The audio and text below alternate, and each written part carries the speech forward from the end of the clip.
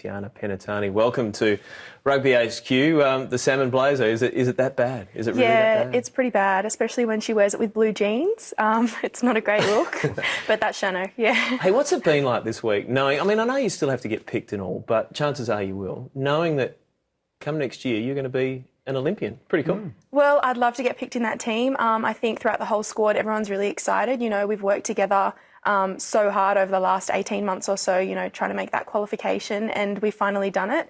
The girls celebrated after Amsterdam. We were all really excited. So, yeah, exciting times ahead for us. Tiana, tell me about the explosion of women's rugby globally, because not just in the seven-a-side, but you've travelled to United States and Canada and Brazil.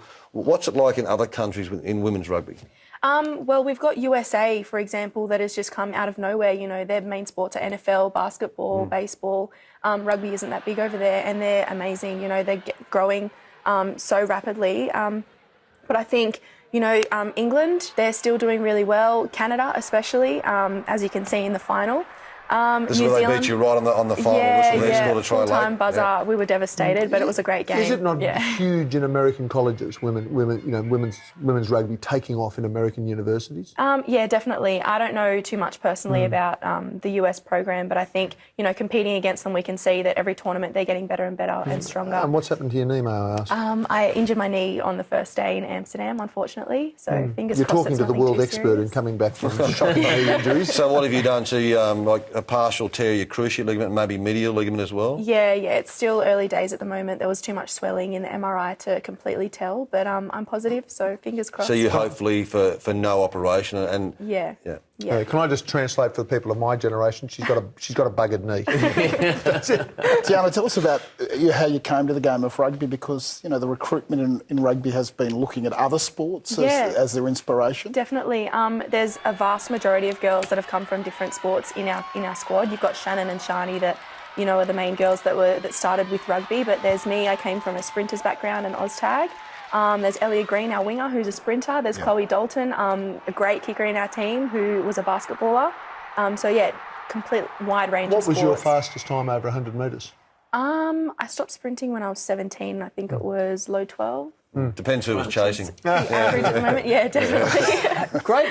Great news today with Charlotte Caslick being nominated for the second year in a row for the World Sevens Player of the Year. That's unbelievable. And I know. Over 2 years, that consistency is incredible. Yeah, Charlotte's amazing. She's such an inspiration. You know, she's only my age, or 20, and she's just so classy on and off the field. So really proud of her for being nominated for that role. You also have some time. I was going to say you have some time to kick back and relax. I mean, rehab will put pay to that, I guess. Yeah. But when do you then start ramping up for next year?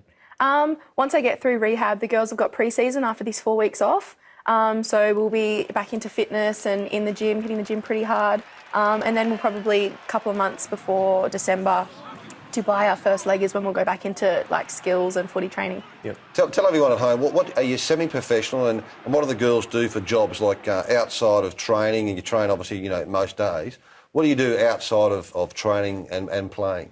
We're part-time contracted, but we're in Narrabeen most of the days of the week. So we've got the weekends off and Wednesdays, which is when we've got scheduled massages and whatnot. But the girls... some of the girls study or yeah, work, most of the girls study at uni. A couple of the older girls are like the two twins, Nikki and Gemma Etheridge. They're both radiographers, so they pick up jobs when they can. Right. But the majority of the girls either study or just relax. And it's all a build-up for Rio. Yeah. And are you known as the women's sevens? Is there not a Wallaroo, Joey? There's nothing you don't... No, at the moment we're women's sevens. We were the Aussie Pearls, but I think they got rid of that name, so we're just women's sevens. I'm not too sure. We'll have to think of one. Yes. Please do. You should have a competition. What should they be called? That's a the very way you've been doing tonight, you'll say, let's call them the Land Roverettes. You'll find some commercial name and squeeze a bit of more money out of them. Are you trying to come on for one night and squeeze a Land Rover out of Land Rover? Is that what you're trying to do? No, I don't want it. I'm just noticing.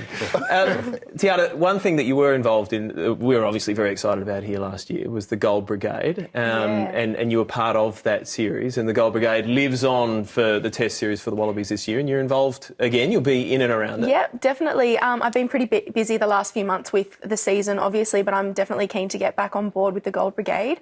By the way, they're on Facebook, Twitter and Instagram, so everyone get following and buy tickets for the next Bledisloe test. So Yeah. Fitzy hasn't bought a ticket in the last 10 years. For We need to get on board. Can I We need to spruik, do you know about support. the Cauliflower Club? Do you know what the Cauliflower Club is? Can I No. spruik that? Yeah. Started by Far Jones and I. It's the rugby version of the primary club. So the idea is yes. the primary club, every time I think they've got 3,000 members that pay $5 every time somebody serves and gets a golden duck Yep. in Test cricket. Cauliflower Club is every time a Test front rower scores a try, we put in $50 or $100. And we've now got 170 grand in the kick. We bought 25 wheelchairs the other day. Basically, every dollar goes to supporting people who've basically injuries through sport, a lot of rugby, but a lot of others anyway. So we wanted you to join up for the Cauliflower Club. For the Cauliflower Club. Got to show you ears. Let's have a look at your ears. May we have a look? They're okay at the moment. No cauliflower is here. Yeah, a lot better than No. your ears. Hey, terrific to have you on board tonight, and it's just so exciting for Australian rugby to have that team qualified. Hopefully the men can do it come Yeah, November. I've got hope in them. Yeah, they'll be fine. They'll make it. Be good to see And you none all of this there. silver or bronze nonsense. We want No, gold. we're going for gold. We're going for pressure. gold. We play in gold. We want gold. That's Very it. nice. Sienna, thanks very much for coming in. Thanks for having me.